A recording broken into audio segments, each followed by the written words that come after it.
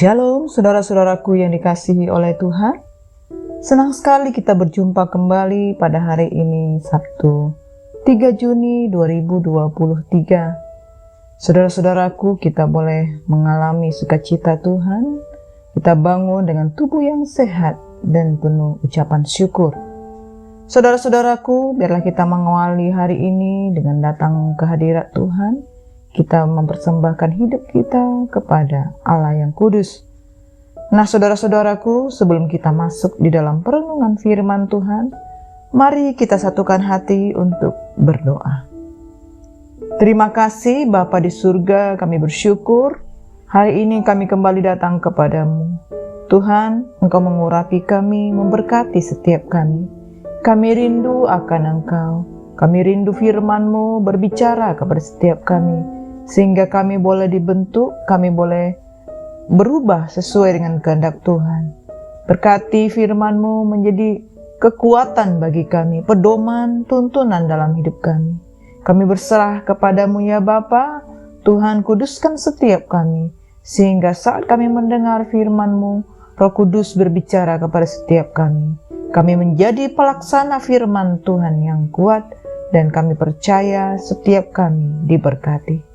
Terima kasih Bapa, kami berdoa hanya di dalam nama Tuhan Yesus. Amin. Nah, saudara-saudaraku yang dikasihi oleh Tuhan, kita boleh belajar firman Tuhan pada hari ini yang berjudul Allah meninggalkan umatnya. Firman Tuhan hari ini tertulis di dalam Yeskiel 10 ayat 9 sampai dengan 18. Mari saya mengajak saudara-saudaraku untuk dapat membaca Alkitab kita. Yeskiel 10 ayat 9 sampai dengan 18. Aku melihat sungguh di samping kerub-kerub itu terdapat 4 roda. 1 roda di samping seorang kerub, dan roda-roda ini kelihatannya seperti kilauan permata pirus. Kelihatannya keempatnya adalah serupa, seolah-olah roda yang satu di tengah-tengah yang lain.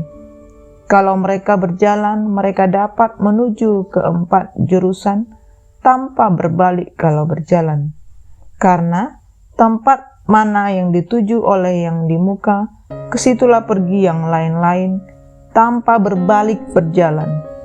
Seluruh badan mereka, punggungnya, tangannya, sayap-sayapnya, dan roda-rodanya penuh dengan mata sekelilingnya. Iya, roda-roda mereka berempat juga. Aku dengar bahwa roda-rodanya disebut puting beliung. Masing-masing mempunyai 4 muka. Muka yang pertama ialah muka kerub, yang kedua ialah muka manusia, yang ketiga ialah muka singa, dan yang keempat ialah muka Raja Wali. Kalau kerub-kerub itu berjalan, roda-roda itu juga berjalan di samping mereka. Kalau kerub-kerub itu mengangkat sayapnya untuk terbang dari tanah, roda-roda itu tidak bergerak dari samping mereka. Kalau kerub-kerub itu berhenti, roda-roda itu berhenti. Kalau kerub-kerub itu naik ke atas, roda-roda itu sama-sama naik dengan mereka. Sebab roh makhluk hidup itu ialah di dalam roda-roda itu. Lalu kemuliaan Tuhan pergi dari ambang pintu bait suci dan hinggap di atas kerub-kerub. Amin. Saudara-saudaraku yang dikasihi oleh Tuhan, Tuhan telah berpaling dari umatnya, bahkan dari tempat yang sudah dikuduskan untuk menyembah Dia. Allah memperlihatkan kepada Yeskiel bagaimana ia pergi meninggalkan bait suci di Yerusalem. Yeskiel melihat tahta, tetapi tahta itu kosong, dan kerub tidak ada lagi berada di bait Allah, melainkan di sebelah selatan bait Allah. Karena Tuhan telah meninggalkan umatnya, kerub itu menunggu kepergian kemuliaan Allah. Allah juga menyebutkan bahwa rancangannya untuk menghancurkan kota Yerusalem kepada orang yang berpakaian lenan sebagai pelaksana penghukumannya. Dalam pelaksanaannya ada kerub dan roda-rodanya yang menjadi senjata. Roda-roda atau angin puting beliung, dengan bara api kota itu akan dihanguskan. Dari kepergian kemuliaan Allah, pertama-tama meninggalkan ruang Maha Kudus, kemudian meninggalkan ambang pintu bait Allah dengan hinggap di atas kerub-kerub, kemudian Allah pergi meninggalkan ambang bait suci dan berhenti di dekat pintu gerbang bait Allah yang di sebelah timur, yaitu bait Bukit Zaitun, dan kemudian pergi. Kerub-kerub ini merupakan makhluk yang sama yang sebelumnya telah dilihat oleh Yeskiel di tepi sungai Kebar. Kemuliaan Allah berbicara tentang kemahakuasaan, kemahadahsyatan, kemahahebat, bahkan Allah yang sungguh maha kasih.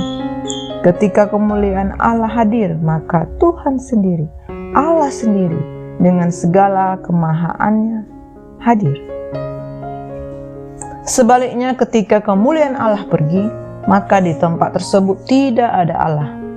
Ketika Allah tidak ada, maka kuasa-kuasa lain ataupun kuasa gelap yang ada. Sebab Allah adalah terang. Ketika terang tidak ada, maka kegelapan yang berkuasa. Mengapa Allah meninggalkan baitnya, rumah yang dikhususkan untuk menyembah?